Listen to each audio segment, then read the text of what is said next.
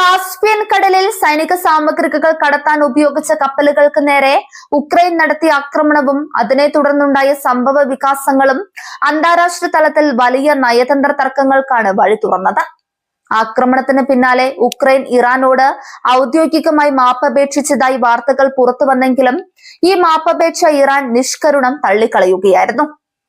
വൻ ശക്തികൾക്കിടയിലെ പോരാട്ടം ഇപ്പോൾ കാസ്പിയൻ കടൽ മേഖലയിലേക്കും പടരുന്നതിന്റെ വ്യക്തമായ സൂചനയാണിത്. ഉക്രൈൻ വിദേശകാര്യമന്ത്രി ആൻഡ്രി സിബിഹ ഇറാനിയൻ വിദേശകാര്യമന്ത്രി അബ്ബാസ് അരാക്ചിയെ നേരിട്ട് ബന്ധപ്പെട്ട് ഖേദം പ്രകടിപ്പിച്ചതായാണ് വിവരങ്ങൾ. സൈനിക നടപടിക്കിടെ സംഭവിച്ച സാങ്കേതിക പിഴവാണ് ആക്രമണത്തിന് കാരണമെന്നും ഇത് ബോധപൂർവം ചെയ്തതല്ലെന്നും ഉക്രൈൻ വിശദീകരിച്ചു. എന്നാൽ തങ്ങളുടെ വാണിജ്യ കപ്പലിന് നേരെ നടന്ന ഈ നീക്കത്തെ കേവലം ഒരു സാങ്കേതിക പിഴവായി കാണാൻ ടെഹ്റാൻ തയ്യാറായിട്ടില്ല. കപ്പൽ ആക്രമിക്കപ്പെട്ടതിന് തൊട്ടു പിന്നാലെ ഉക്രൈൻ പ്രസിഡന്റ് വ്ളോഡിമിർ സെലൻസ്കി നടത്തിയത് കടുത്ത വീണ്ടുവിചാരമില്ലാത്ത പ്രസ്താവനയാണെന്ന വിമർശനവും ഉയർന്നിട്ടുണ്ട്. ആക്രമണത്തെ ആഘോഷമാക്കിക്കൊണ്ട് സെലൻസ്കി നടത്തിയ പരസ്യ പ്രതികരണങ്ങൾ നയതന്ത്രപരമായി തിരിച്ചടിയായെന്നാണ് വിലയിരുത്തൽ.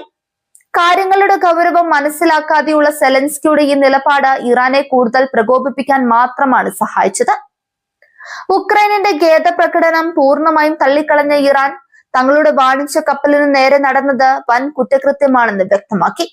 ഇത്തരം ആക്രമണങ്ങൾ മറുപടിയില്ലാതെ കടന്നുപോകില്ലെന്നും ഉചിതമായ സമയത്ത് ശക്തമായി തിരിച്ചടി നൽകുമെന്നും ഇറാനിയൻ ഭരണകൂടം മുന്നറിയിപ്പ് നൽകി.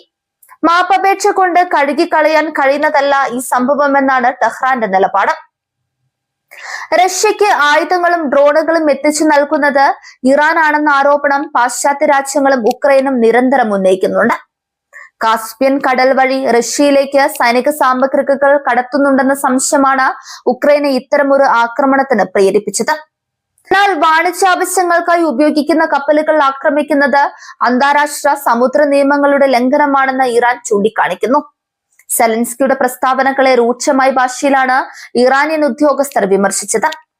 തങ്ങളുടെ പരമാധികാരത്തിന് മേലും വാണിജ്യ താൽപര്യങ്ങൾക്ക് മേലുമുള്ള കടന്നുകയറ്റത്തെ ചെറുക്കാൻ ഏതറ്റം വരെയും പോകുമെന്ന് ഇറാൻ വ്യക്തമാക്കി. ഉക്രൈൻ നടത്തുന്ന ഇത്തരം നീക്കങ്ങൾ ഇരു രാജ്യങ്ങളും തമ്മിലുള്ള ബന്ധം കൂടുതൽ വഷളാക്കുകയേ ഉള്ളൂ. സംഭവത്തിന് പിന്നാലെ ഉക്രൈനെതിരെ കൈക്കൊള്ളേണ്ട ഭാവി നടപടികളെ കുറിച്ച് ഇറാൻ സജീവമായി ആലോചിച്ചു വരികയാണ്. തലത്തിലുള്ള പ്രതിഷേധങ്ങൾക്ക് പുറമെ സൈനികമായോ മറ്റ് തന്ത്രപരമായ വഴികളിലൂടെയോ തിരിച്ചടി നൽകാൻ ഇറാൻ പദ്ധതിയിടുന്നുണ്ട്. ഏഷ്യൻ മേഖലയിലെയും കിഴക്കൻ യൂറോപ്പിലെയും സുരക്ഷാ അന്തരീക്ഷത്തെ ഒരുപോലെ സങ്കീർണമാക്കും.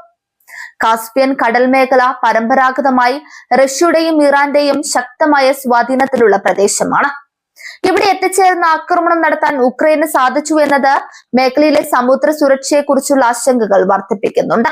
ഇത് റഷ്യൻ പ്രതിരോധ വ്യവസ്ഥയ്ക്ക് മുന്നിലും വലിയൊരു ചോദ്യചിഹ്നമായി മാറി. ഉക്രൈൻ വിദേശകാര്യ മന്ത്രാലയം വിഷയം തണുപ്പിക്കാൻ ശ്രമിക്കുന്നുണ്ടെങ്കിലും ഇറാൻ കടുത്ത നിലപാടിൽ ഉറച്ചു നിൽക്കുന്നത് സ്ഥിതിഗതികൾ കൂടുതൽ സങ്കീർണമാക്കുന്നു. പ്രതികാരത്തിനായി കാത്തിരിക്കുക എന്ന രീതിയിലുള്ള മുന്നറിയിപ്പുകളാണ് ഇറാനിയൻ മാധ്യമങ്ങളും ഭരണാധികാരികളും നൽകുന്നത്. ഇത് മേഖലയിൽ പുതിയൊരു സംഘർഷമുഖം തുറന്നേക്കാം.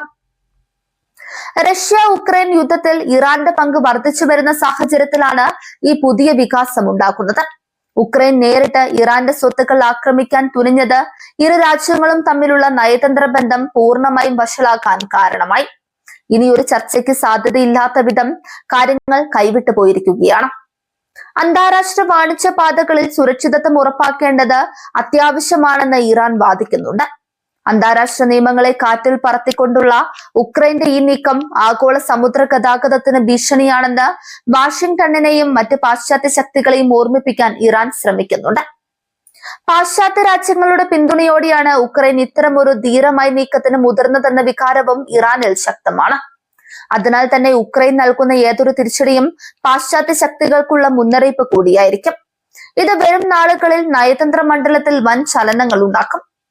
സെലൻസ്കി സർക്കാരിന് ആഭ്യന്തരമായും അന്താരാഷ്ട്ര തലത്തിലും ഈ സംഭവം വലിയ സമ്മർദ്ദം ഉണ്ടാക്കുന്നുണ്ട്. ഒരു വശത്ത് റഷ്യക്കെതിരായ യുദ്ധം കൊടുമ്പിരി കൊള്ളുമ്പോൾ മറുവശത്ത് ഇറാനെ പോലൊരു പ്രാദേശിക ശക്തിയെ കൂടി പ്രകോപിപ്പിച്ചത് ബുദ്ധിപരമായ നീക്കമായിരുന്നില്ലെന്ന് നിയമവിദഗ്ധർ വിലയിരുത്തുന്നുണ്ട്. ഇറാന്റെ ഭാഗത്തു നിന്നുള്ള അടുത്ത നീക്കം എന്തായിരിക്കുമെന്നാണ് അന്താരാഷ്ട്ര സമൂഹം ഉറ്റുനോക്കുന്നത്. ഉക്രൈന്റെ മറ്റ് തന്ത്രപ്രധാനമായ ലക്ഷ്യങ്ങൾക്ക് നേരെയോ അല്ലെങ്കിൽ അവർക്ക് സഹായം നൽകുന്ന വഴികളിലോ ഇറാൻ പ്രഹരം ഏൽപ്പിച്ചേക്കാം. അത്തരമൊരു നീക്കം ഉണ്ടായാൽ അത് യൂറോപ്യൻ സുരക്ഷയെ വീണ്ടും അപകടത്തിലാക്കും. കാസ്പിയൻ കടലിലെ കപ്പൽ ആക്രമണവും അതിനെ തുടർന്നുള്ള ഇറാന്റെ കടുത്ത നിലപാടും ആഗോള രാഷ്ട്രീയത്തിൽ പുതിയൊരു കൊടുങ്കാറ്റിന് തുടക്കമിട്ടിരിക്കുകയാണ്.